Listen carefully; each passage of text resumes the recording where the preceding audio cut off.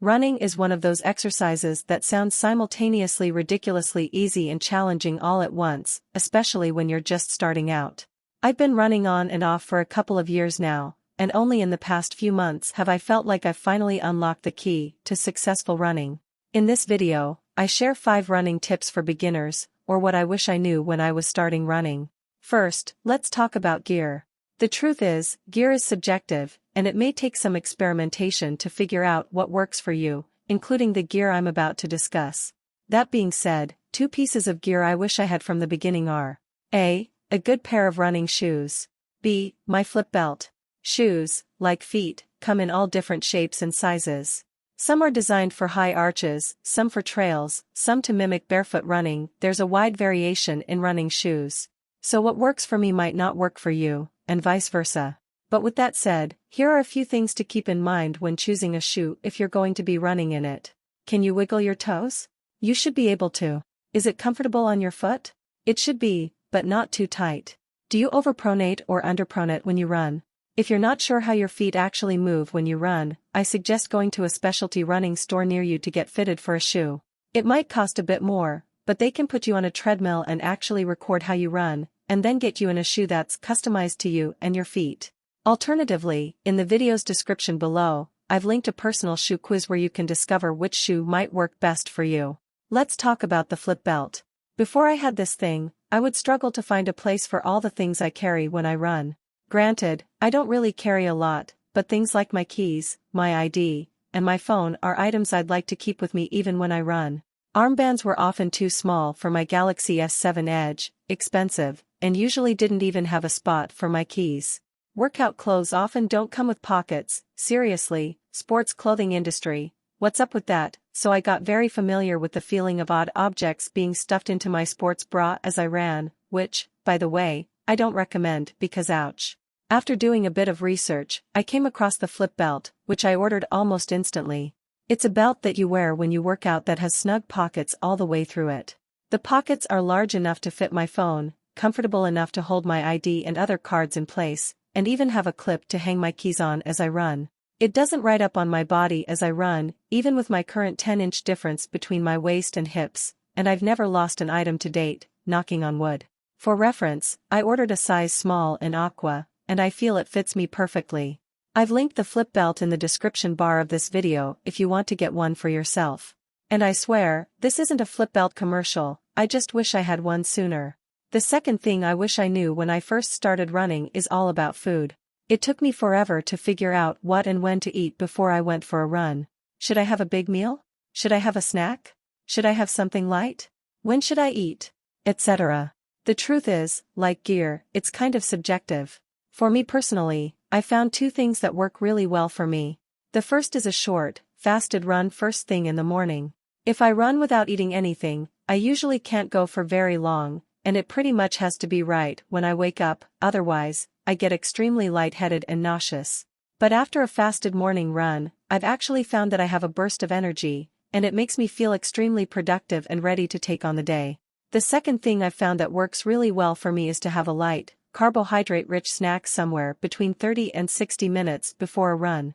Usually, for me, that means a banana or an apple or something of that variety. I found that a light snack gives me a good amount of energy to power through cardio but doesn't make me feel sick or heavy like a big meal would. Apps. The third thing I wish I knew when I first started running was what apps to use.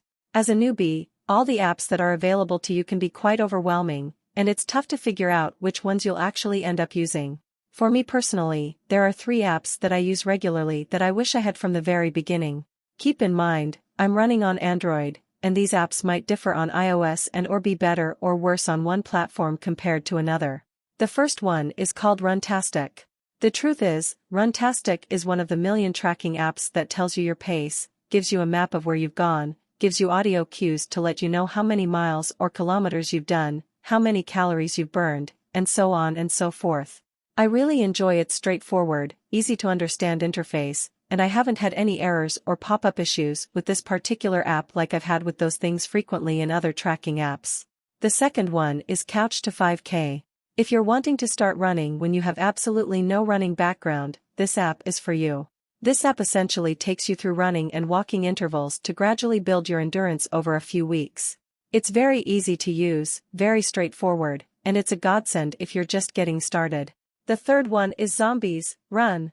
Zombies, Run is a unique app that's essentially an interactive podcast that you listen to as you run. The premise behind it is that there's an apocalypse that's happening, and you're one of the runners for a small town that's trying to stay protected from the horde, and you have to collect virtual items for the town as you run. Essentially, you're running from zombies. It's a fun app that turns running into a real-life game that you're trying to win rather than a chore that you have to do. Pace and motivation. The last two things I wish I knew when I first started running kind of go hand in hand, and they're pace and motivation.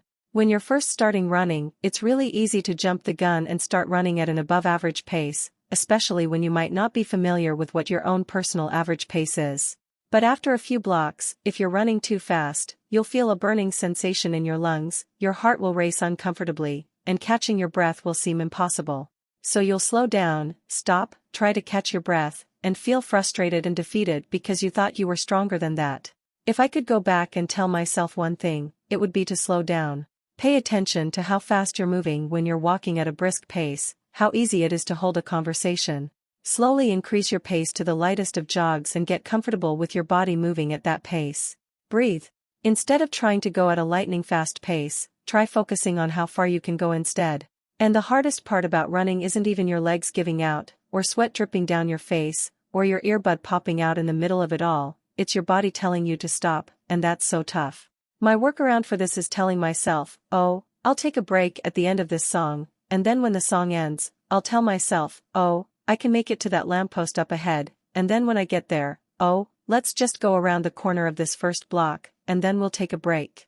The truth is, my body always tells me I can't do it, and every time, I try my best to prove it wrong. Sometimes it doesn't work, and that's okay too. At the end of the day, when I finish a run, no matter how far I went or how well it went, I feel proud of myself because at least I proved that I could get up and move. At the end of the day, running, for me, is the embodiment of telling my body it's in charge, and I won't stop until I tell it, guys. Alrighty. So I hope you enjoyed this video. If you did, be sure to give it a big thumbs up, and subscribe if you haven't already. In the comments below, let me know if you have any motivation or tips for anyone else who's just starting their running journey.